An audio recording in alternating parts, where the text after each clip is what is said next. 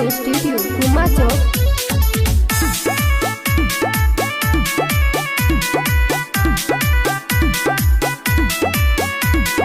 Mix by Sanjay संगम। चमकत हमारो रहे ए माही मांग के से नुरावा हसत घर परिवार के गली न हमसे दूरावा ये बायाना जी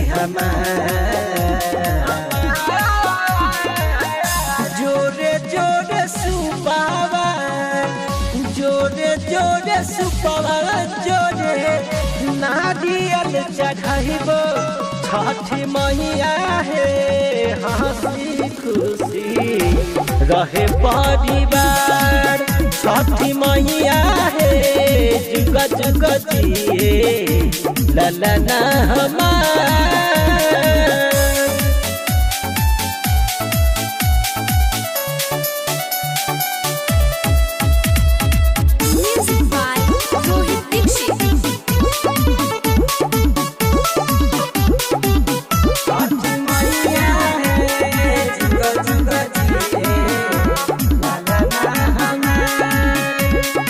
आवे न दुख के समैया हो दूर कर दुखवा बलैया हो खनक रहे कलैया हो पार कर हमार नैया हो मांगिले आशीष माई रखी हथे अनवा रोए न कबहू हमर नयनवा सुनली हमर पुकार।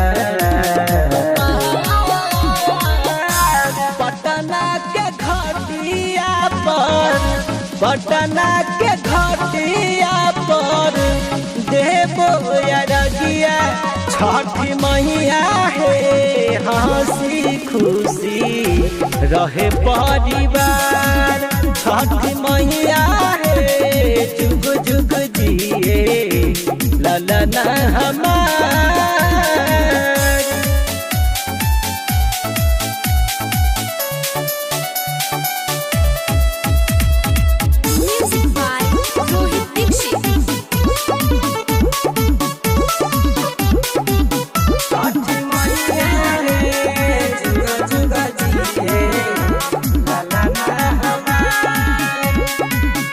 बनी गंगा जी के पनिया हो माई हरनी सब परसनिया हो तोहरे दिहला बचनी गिया हो पूरा कहती हमारो बचनिया हो संजय संगम राइटर दी के बाबा हाली के भर्ती झोली माई रखी न खाली महिमा बड़ा बुढ़िया पा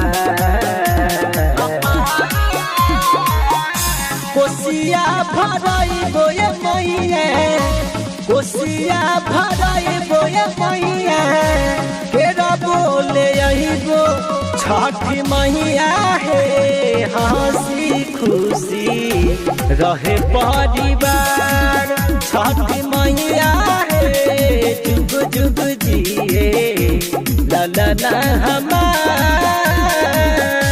आशीर्वाद दी है छठी मैया।